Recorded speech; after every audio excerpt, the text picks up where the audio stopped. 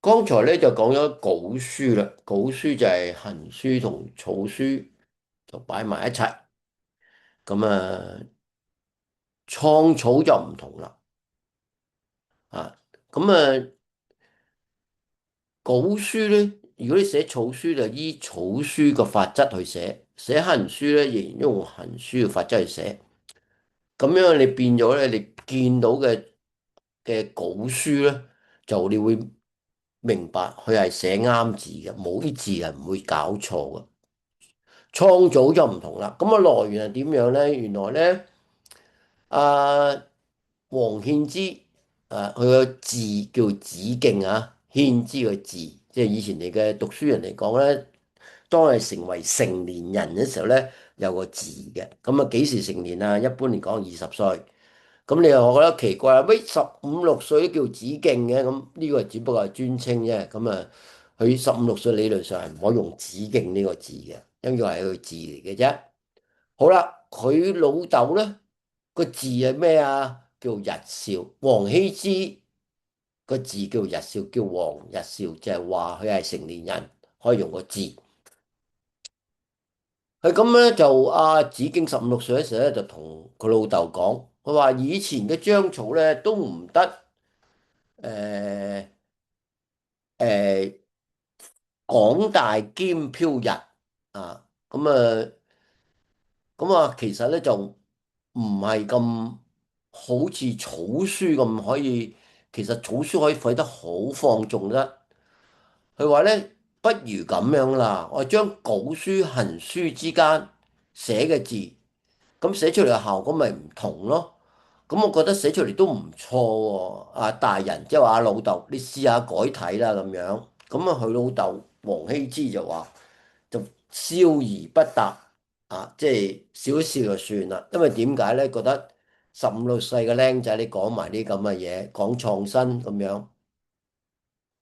咁啊，剛才講其實可以溝埋咪好咯。咁其實佢唔知道王羲之嘅《德事帖》裏邊已經有呢樣嘢啦，行書同埋草書撈埋，所謂稿書雙文體嘅寫法。咁但係咧，佢冇留意到王羲之呢個破體，即係話稿書係本身咧係依附所有書法嘅規則去寫嘅，草書依照草書嘅規則，行書依照行書嘅規則去寫個字嘅。咁呢個咧就係王羲之寫嘅草書嘅方法啊。咁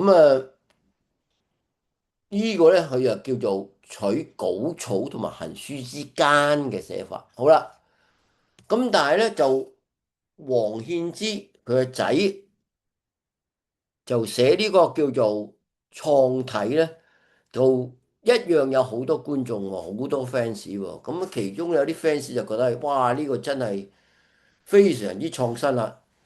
佢話咧，佢個寫法咧又唔係草書，又唔係行書，但係咧望嚟又似草書，又有行書喺裏邊。佢話咧就唔會拘泥於嗰啲規則，非常之自由自在。又容易寫，又好似又好隨意，咁寫出嚟咧就邊一筆我要寫靚啲，邊一筆點樣變都得。哇！真係冇得頂啦。咁呢個咧就當時嘅人，唐朝嘅人對於王獻之寫個創草個推崇嘅講法咁當然嚟講又簡單又容易，又寫得開心，又非常之靚。咁啲人就覺得，咦呢個好掂。好啦，咁呢一個咁嘅諗法咧，其實同趙一嘅飛草書嘅講法咧係一模一樣。佢話咧，我哋咧其實寫書法咧就應該咧就唔好搞到好難寫，又要有規則，又要點又要點。佢話其實乜嘢都叫臨時從易，即係話到時中意點寫就點寫咪得咯。咁總之似咪得咯。咁呢個咧就係趙一嘅睇法啦。咁樣寫法會唔會有問題咧？咁樣咁當然會有問題啦。點解有啲人中意，有啲人唔中意啊？唔中意嘅人咧，一講就講到個問題啦。其中個問題咧，因為你係冇嗰個法則個規範，譬如呢個唐，唔係，對唔住，呢個當字嚇，我自己噏錯，我以為係唐字。呢個當字，當然個當，究竟係草書啊，定係行書咧？啊！啲人喺度諗緊，究竟咩字咧？啊，咁啊就係呢個啦。咁啲人就話：咦，佢呢個當字喺地黃湯帖裏邊都係咁寫喎，都係咁寫喎，嚇！啊，得，喺邊度啊？一時啊呢度啊，吳當呢個睇唔到啊，書問也啊。咁啊呢度咧又草書又行書又，咁呢個係咩字咧？呢個係當字。咁好啦。個問題係點咧？原來當字咧，你當行書、草書嘅寫法咧係唔同嘅。喺行書嚟講咧，係有兩種寫法，一個係繁啲嘅，下底個田咧寫足佢嘅；一個咧就係當草書個規矩，裏邊咧用一點代替，即係個十字用一點代替。咁呢個係行書，但係上高嗰三件頭咧就仍然包括在內嘅。啊，上高。個顧盼世喺度，呢頂帽喺度，個口啊變咗滑，跟住咧就係個田全部齊晒嘅啊！但係咧，就當我要寫個草書嘅時候咧，就當然係簡略啦，因為係需要係刪減啲重複嘅筆畫啊！呢度其實係重複咗噶嘛，咁所以咧佢呢個重複就唔寫啦，咁啊變咗呢個顧盼世落嚟就變咗一個豎筆。加個曲歐勢，跟住咧就寫一個還書還書，咁所以咧呢一個咧就係王羲之嘅寫法啊。咁你會睇到呢個寫得好清楚啦，呢個仲簡單啊，一個顧盼世其實有一豎筆加一個曲歐勢加個四字就搞掂，但係呢個係草書。好啦，你睇到行書草書咧，同王獻之寫嗰個當字咧都唔同嘅。啊，完全唔同樣嘅。咁你話咁樣係咪創新咧？咁係啊，但係咧有啲人就覺得，誒，梗係啦，王獻之佢唔識草書啊嘛，所以咪亂咁寫咯。咁事實並非如此嘅。王獻之有佢用王獻之嘅功力，其實佢字寫得靚，呢個係大家都公認，兼且佢係識得草法嘅。佢亦都有正正經經寫呢個當字係應該點寫，呢個寫法係同王羲之嘅寫法係一模一樣，佢用嘅筆勢係一樣嘅。咁其實換句話講咧，佢係識草書嘅，佢唔係唔識嘅，只不過佢係任意為之，當時我中意點寫就點寫，就係咁嘅意思啫。變咗行草之間啊，成日講。咁樣寫法咧就出現嘅問題咧就係喺個字好容易混淆啦。舉個例，個常字咧同佢寫個當字咧係一模一樣嘅，呢兩個字都係佢寫嘅喎。佢呢度咧就係個常字啊，但係如果你個常字寫法同個當字咧係差唔多樣咧，啲人就會混淆啦，因為佢講咗啦，佢話我。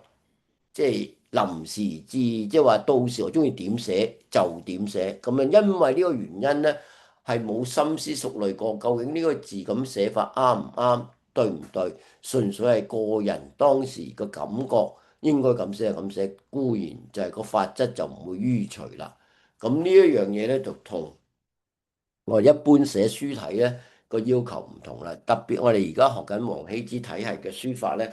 我哋仍然都係講呢個法則呢一部分嘅，即係話應該點寫就點寫，並唔係話你中意點寫就點寫。咁啊，當然講有一啲派系嘅人咧，就覺得誒我中意點寫咪點寫咯。咁啊呢一度咧就非常之困難啦。咁所以咧，後來啲帖咧，有啲人就喺度拗，究竟佢寫呢個字係咩意思咧？係個當字定係常字咧？好似個殊常喜也定係殊當喜也咧？咁呢，大家都解得通嘛，兩個都解得通，咁啊變咗大家都認為唔同嘅解釋啦。咁啊，當然講係誤會啦。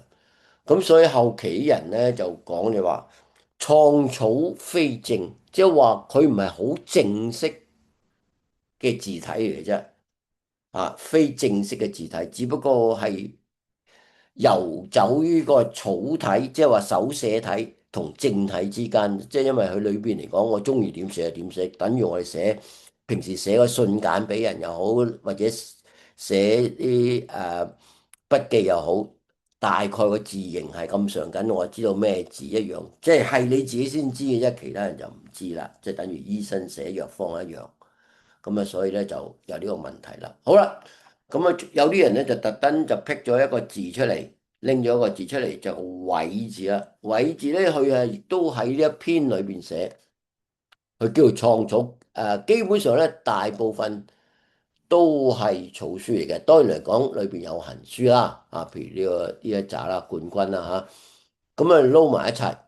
咁但係好多都係草書。咁其中嗰個字咧就開首嗰句咧就係委曲貼，因為委曲就冇問題啦。我委字咧人就諗緊究竟你寫乜咧？因為個筆序我哋理論上用筆勢去寫噶嘛，草書又好，行書又好，都係用筆勢。但係呢個筆勢好奇怪喎，究竟用咩筆勢去寫咧？因為如果你寫下你又明白，究竟係非常之有困難。咁同我標準用嘅筆勢咧係有好大嘅分別。咁你話誒，我中意拆散嚟寫，咁可以嘅。而事實上咧，喺而家現代嘅書法家，有啲人係特登將啲筆勢咧全部拆到散嘅。咁啊望落咧就係得筆畫嘅啫，好多筆畫，但係其實佢裏邊係有筆勢嘅。咁咧，但係散收收，呢度一點，嗰度一撇，分到好散嘅。咁望落就個字象咧就好特別啦。咁啊有一派人，尤其是近代咧。係有一派人係好中意寫，咁好嘅時候，如果你去到有啲書法展，你睇 YouTube 又好，或者係真係親身去咧，你都會見到僅有四五六張咧，就係用呢種方法去寫嘅。咁啊，呢個咧就係屬於創草嘅一部分啊。創造一部分。咁啊，當然講有更甚嘅咧，有啲人連楷書都拆到去散晒咁寫，亦都有。咁啊，呢個係其中一個書風啦。我會覺得，我唔覺得係一個創新嘅字體啦。咁但係就每個人嘅感覺唔同。咁有啲人中意，有啲人冇咁中意。咁呢個咧就係講翻個主題，創草非正，因為佢好多時都唔係根據應該有個法則去寫。